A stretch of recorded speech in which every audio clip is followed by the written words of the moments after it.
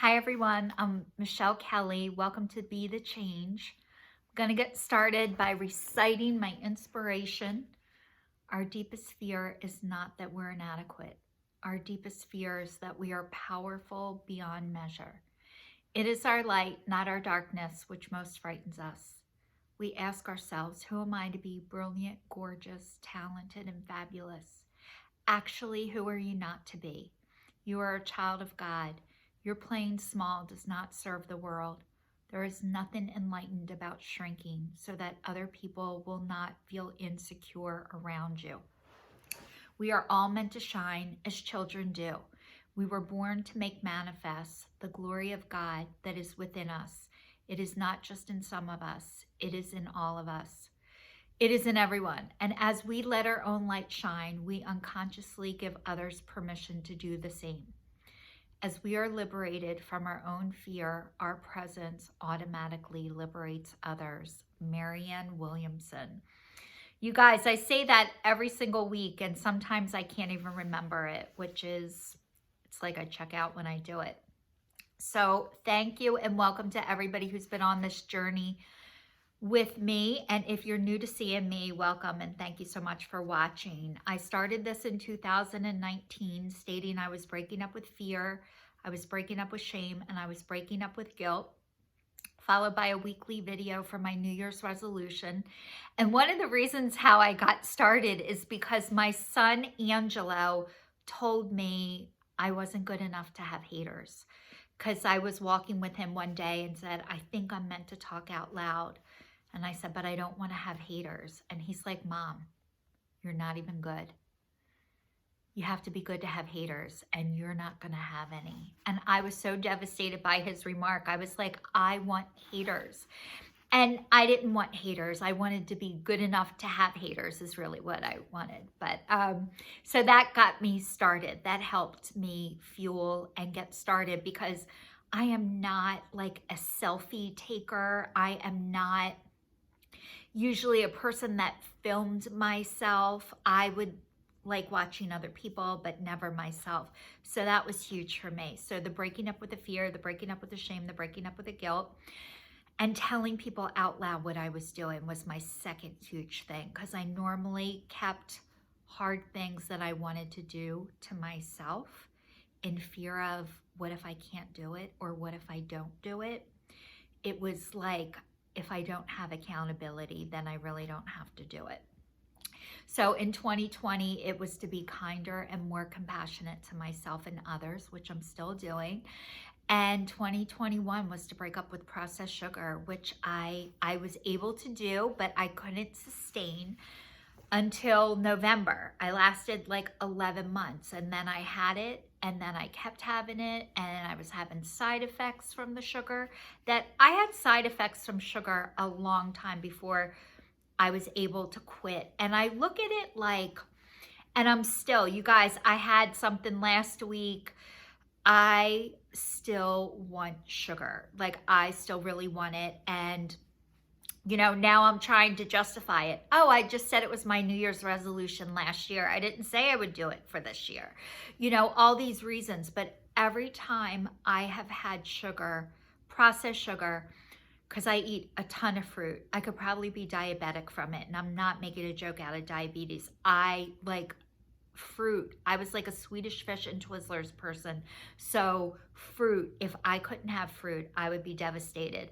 And I wouldn't be able to do it. But I love fruit, and I love like pineapples and grapes and bananas, like hardcore sweet stuff. So if I couldn't have that, I think I would not want to be on this earth anymore, because I would need my jaw wired shut. So anyway, so this whole processed sugar thing, sugar does not like me. And my face broke out, still breaking out, not having the sugar, but it's still breaking out.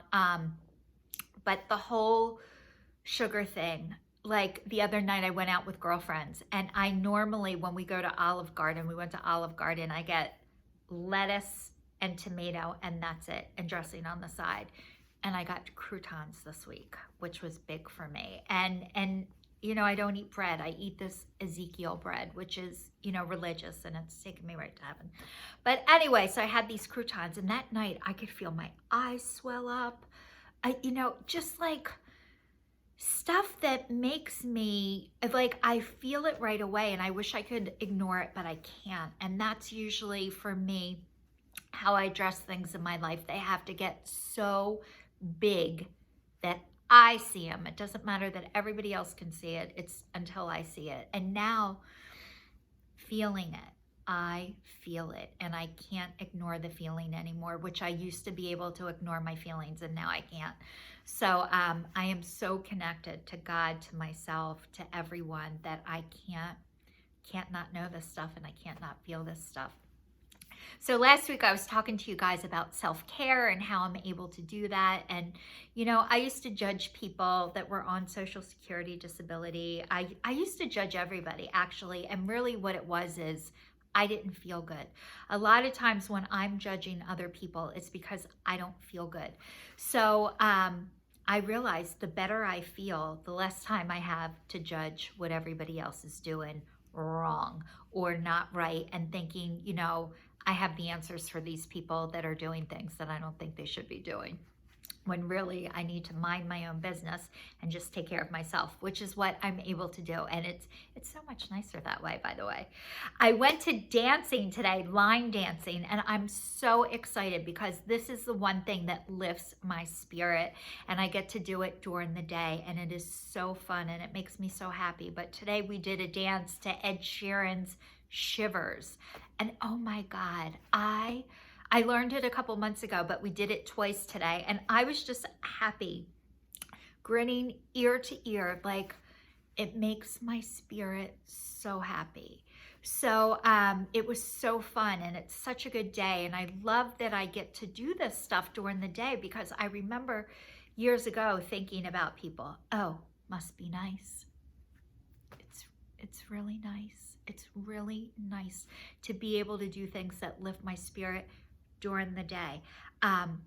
And, you know, justifying what I do, what I don't do, deserving what I deserve, what I don't deserve. You know, this process of me not having a regular job has been really hard.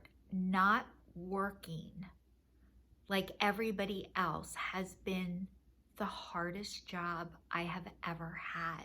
So I've been removing things instead of adding things I've been removing to get back to myself.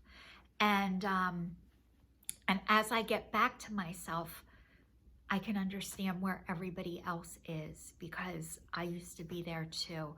And that's why I wanted to talk out loud, is because I've learned so much stuff about myself and about life, and I have a lot of experience, and I can now put words to it. And the other thing is, I was thinking about this, not only can I put words to it, but I can say it in a way that a lot of people can hear what I'm saying, where before I couldn't, because I was so hurt and I was so wounded that, you know, judging other people and saying mean and hurtful things to other people, that came easy when I was hurt and hurting. And I am not hurt and hurting like I used to. So I don't have that anymore, but I can see where people are when they do that.